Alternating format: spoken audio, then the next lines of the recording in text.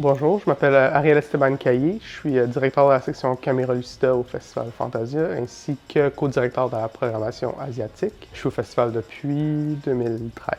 À l'époque, je collaborais au webzine du festival. Ça s'appelait Spectacular Optical. Donc, j'ai commencé un peu un peu comme ça, à créer du contenu. Ce qui a mené à commencer à écrire des textes de programme, visionner certains films, aider à la programmation. Puis de fil en aiguille, comme ça, je suis resté au festival. J'ai intégré l'équipe de programmation là, avec le temps. Au festival, je me spécialise en fait dans deux axes. La programmation asiatique, donc tout ce qui trait, disons, à ce 50%-là de l'identité du festival, en fait, qui date disons, des débuts de Fantasia, où le festival montrait principalement du cinéma de Hong Kong, du cinéma de monstres géants. L'autre axe au festival que je programme, c'est la section Caméra Lucida, qui est dédiée, en fait, au cinéma de genre, mais le cinéma de genre qui est un peu sur la ligne aussi du cinéma d'art et d'essai, comme on dit en anglais, le art house. C'est une section qui est pensée quasiment un peu à l'inverse d'autres festivals généralistes, où les festivals généralistes vont avoir une section de minuit qui est un peu isolée, une section parallèle. Caméra Lucida, je la conçois quasiment un peu de l'inverse de cette dynamique-là, où on est un festival de genre, mais au sein du festival de genre, il y a un mini-festival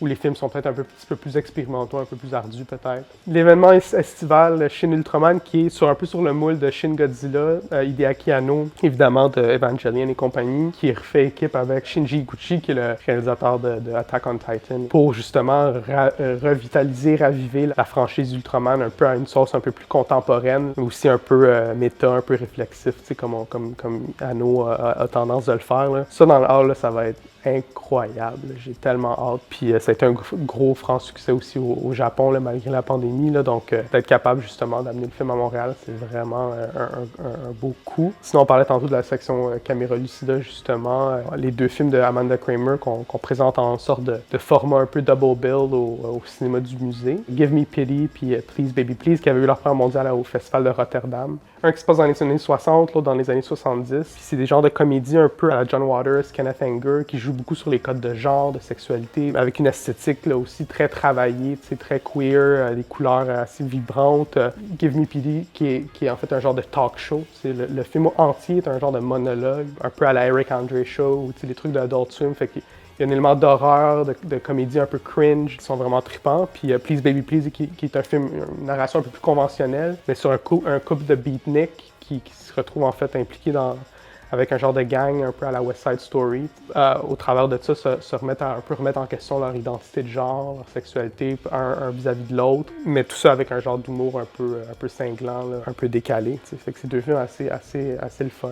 Un film qui était à la Berlinale cette année, qui s'appelle We Might As Well Be Dead, un film allemand. Un premier film étudiant. Je sais pas ce qu'ils mettent dans l'eau pour vrai là, dans les écoles de cinéma en Allemagne, mais les films les projets de fin d'année, c'est genre des longs métrages 100% aboutis. Là. Puis We Might As Well Be Dead a une prémisse assez familière, c'est un peu à la High Rise de J.G. Ballard, dans une genre de tour à logement, hyper exclusive, une genre de communauté un peu fermée, où il faut que tu sois comme sélectionné pour entrer dans la communauté. Mais en fait, il se met à avoir un petit peu de trouble, il y a un chien qui disparaît, puis les gens commencent à se soupçonner les uns des autres. Mais à travers ça, la réalisatrice arrive en fait à peindre un très beau film justement sur un peu l'époque à laquelle on vit, où on soupçonne tous un peu d'être dans le tort, la xénophobie et tout ça. Elle crée un genre de microcosme un peu comme ça, assez classique, là. Mais elle arrive à quelque chose qui est assez neuf, puis très personnel à elle aussi. Elle a eu des expériences d'immigration justement en Europe, puis des expériences d'antisémitisme, de xénophobie aussi dans le contexte européen. Celui-là, je le recommande fortement. La cinéaste d'ailleurs, Natalia Sinelnikova, va être en ville pour le film, donc